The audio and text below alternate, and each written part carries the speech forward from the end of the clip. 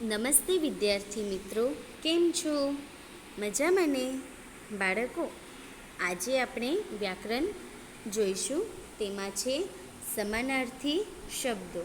સમાનાર્થી શબ્દો એટલે કે એક જ અર્થના બે શબ્દો થતા હોય અથવા તો બેથી વધારે અનેક શબ્દ થતા હોય તેને समानार्थी शब्द कहवाय छे। આપણે હિન્દીમાં જોઈએ, एक ही अर्थ बताने वाले अनेक शब्द को समानार्थी शब्द या पर्यायवाची शब्द कहते हैं। बराबर। અહીં આપણે ઉદાહરણ દ્વારા સમજીએ। निम्नलिखित अ और ब विभाग के वाक्य ध्यान से पढ़िए। અહીં છે અ અને અહીં આપ્યો છે બ વિભાગ। પહેલું, शेर जंगल में रहता है અને બ વિભાગમાં છે સિંહ જંગલ મેં રહેતા હે।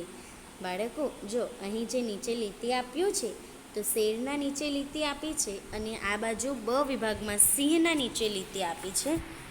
અહીં શેર અને સિંહ એ સમાનાર્થી શબ્દ આપ્યો છે। બરાબર।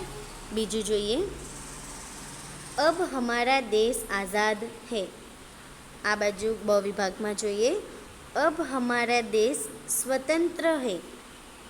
तीजू, साधु झोपड़ी में रहते थे, साधु कुतिया में रहते थे।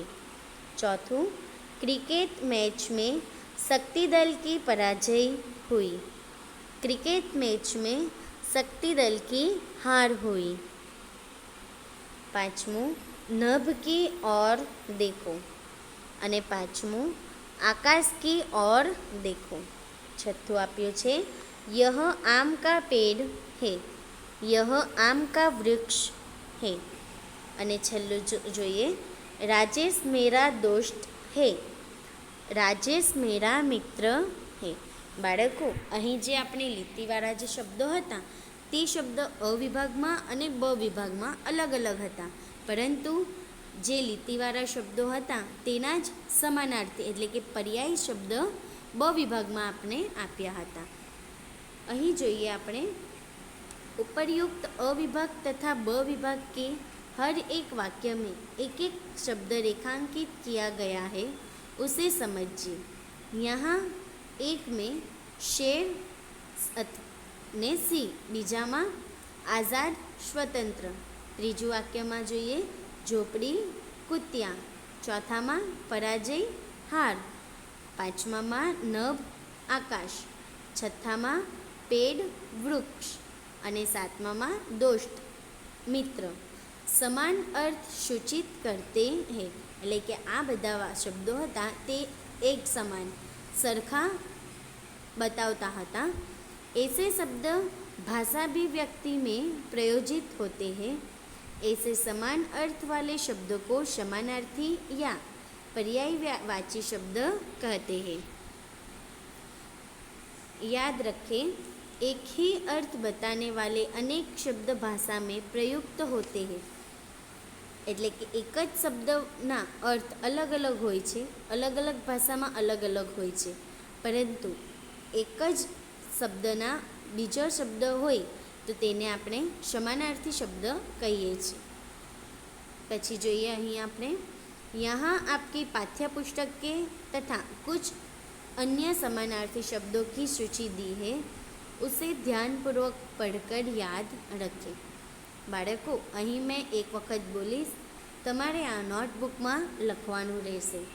પુસ્તક, કિતાબ, સ્કૂલ, પાઠશાલા, મદ્રેસા, નન્હા, છોટા, મંઝિલ, લક્ષ્ય, ધ્યેય, દુનિયા, જગત, વિશ્વ, સંસાર।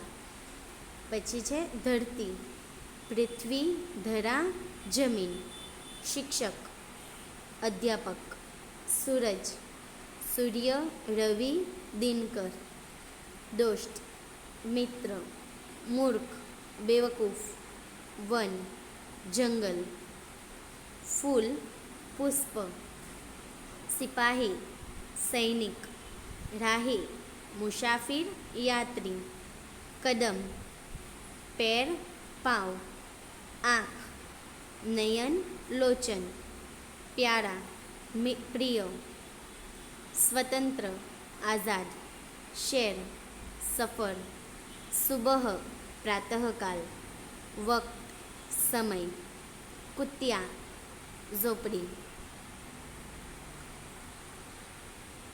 कर्तव्य फर्ज, नगर शहर, शायद कदाचित, चरण पेड़, नदी सरिता, स्वच्छता सफाई, आकाश गगन, जल पानी, आज़ादी स्वतंत्रता, ज़्यादा अधिक अथवा तो बहुत, दफ्तर कार्यालय, प्रथम पहला, हर रोज़ प्रतिदिन, बदन शरीर काया तन, चिट्ठी खत अथवा पत्र, दोष अवगुण, परिश्रम मेहनत श्रम, प्रशंसा तारीफ સ્તુતિ. પછી છે બારિશ એટલે કે બરસાત વર્ષા, સહેલી સખી, ધરોહર અમાનત, પટ રાહ રાષ્ટા, વિચિત્ર અનોખા, સાગર સમુદ્ર,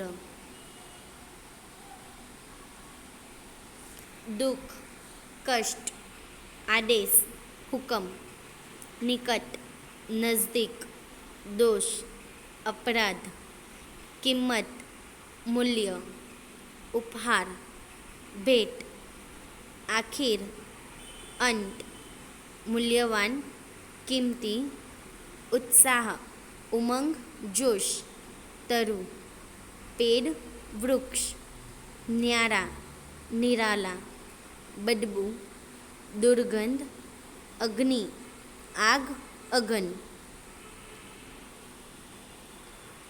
इम्तहान परीक्षा, तालाब पोखर, निडर निर्भय, प्रयास प्रयत्न, फौरन तुरंत, साम सांझ, वरदान आशीर्वाद, हमेशा सदैव सर्वदा, प्यास तृषा तरस, ईश्वर भगवान, प्रसिद्ध मशहूर विख्यात,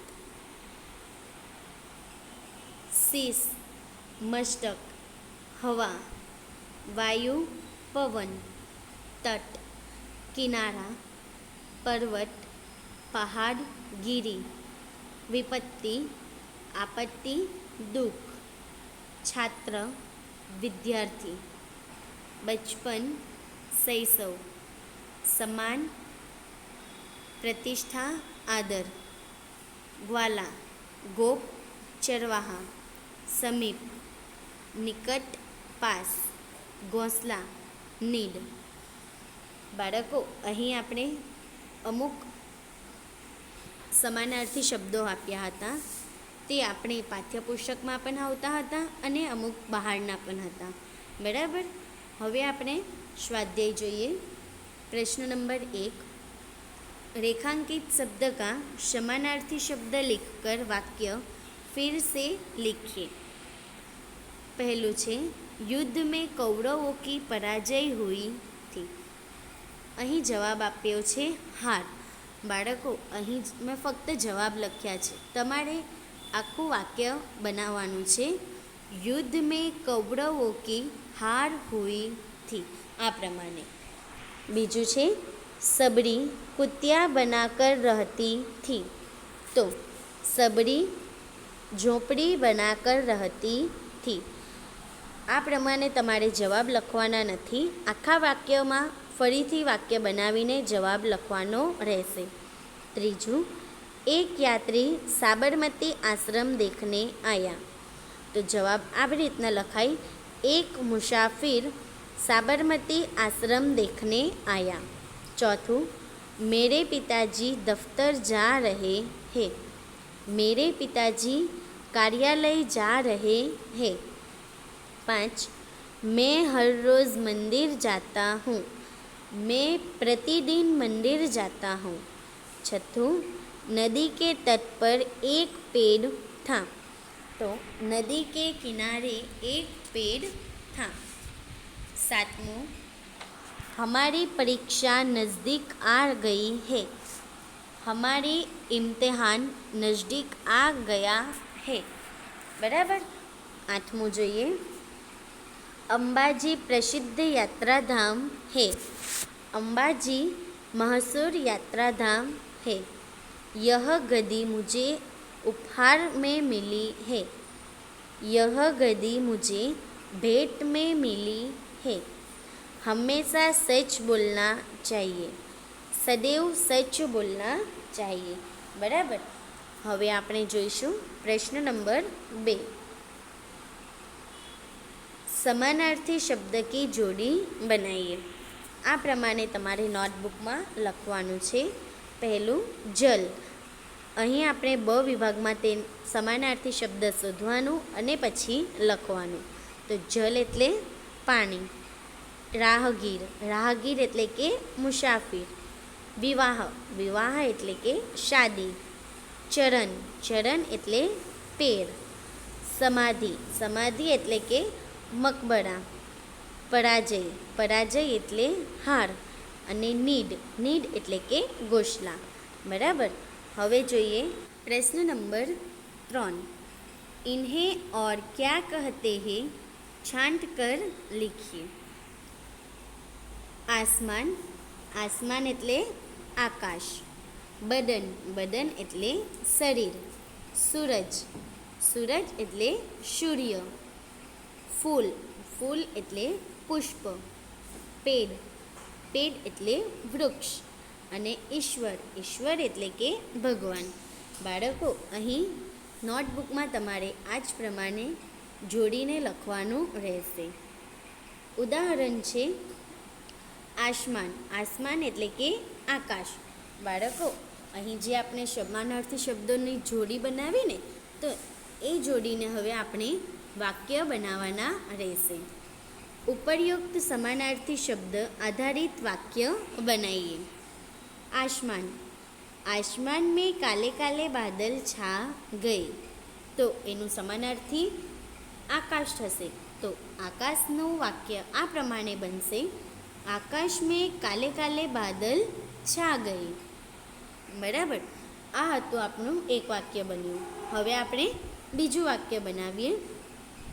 हमारे बदन के विविध अंग होते हैं। तो तेनु समानार्थी छे, हमारे शरीर के विविध अंग होते हैं। बराबर।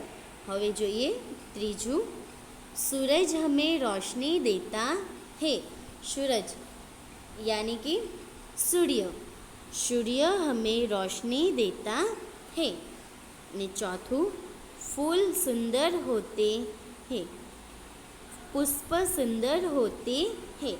बराबर। आ प्रमाणे बाळको तमारे वाक्य बनावीने नोटबुकमां लखवानुं रहेशे। पांचमुं जोईए, हमारी घर के पास घटादार पेड़ है। समानार्थी वाक्य, हमारे घर के पास घटादार वृक्ष है। पछी छे, हमें हर रोज़ ईश्वर की प्रार्थना करनी चाहिए। तेनुं समानार्थी वाक्य छे, हमें हर रोज़ भगवान की प्रार्थना करनी चाहिए। बराबर। समझ पड़ी बाळको? आज प्रमाणे तमारे नोटबुकनी अंदर लखवानुं रहेशे। बराबर। स्वाध्यायना 1 થી 3 प्रश्नों नोटबुकमां लखवाना अने ते पहेला तमारे समानार्थी शब्दो जे आपणे અહીં समजीए ने, અહીંથી લઈને आ समानार्थी शब्दों ज्यां सुधी पूरा थाय छे त्यां सुधी तमारे नोटबुकमां बधुं ज लखवानुं रहेशे। बराबर। नोटबुकमां तमारे एक वखत लखवानुं छे अने मोढे करवानुं रहेशे। व्यवस्थित सारा अक्षरथी लखवानुं छे अने जेटલું समजाव्युं ते दरेक वस्तु समजूती साथे અહીં आ बधी ज वस्तु तमारे नोटबुकमां लखवानुं रहेशे। સમજ પડી ને બાળકો? નોટબુકમાં લખો ત્યારે શાળા અક્ષરથી અને સમજાય તે રીતે બોલતા બોલતા લખવાનું રહેશે. અને સ્વાધ્યાયના 1 થી 3 પ્રશ્નો આ પ્રમાણે નોટબુકમાં લખવાનું છે. અને પ્રશ્ન નંબર 1માં તમારે વાક્ય ફરીથી બનાવીને લખવાનું રહેશે. આ પ્રમાણે શબ્દો લખવાના નથી. મેં તમને જે પહેલાં બતાવ્યું ને કે યુદ્ધ મેં કૌરવો કી પરાજય હુઈ, તો તેનું વાક્ય બનાવીને નોટબુકમાં નીચે લખવાનું છે કે યુદ્ધ મેં કૌરવો કી હાર હુઈ. આ પ્રમાણે વાક્ય ફરીથી બનાવવાનું અને લખવાનું રહેશે. સમજ પડી છે ને બાળકો? તો બંને પાના અહીંથી જે તમને સમજાવવાની શરૂઆત કરી ત્યાંથી લઈને સ્વાધ્યાયના પ્રશ્ન નંબર 3 સુધી દરેક વસ્તુ તમારે નોટબુકની અંદર એક વખત સારા અક્ષરથી લખવાનું રહેશે. સમજ પડી છે ને બાળકો? ખૂબ સરસ.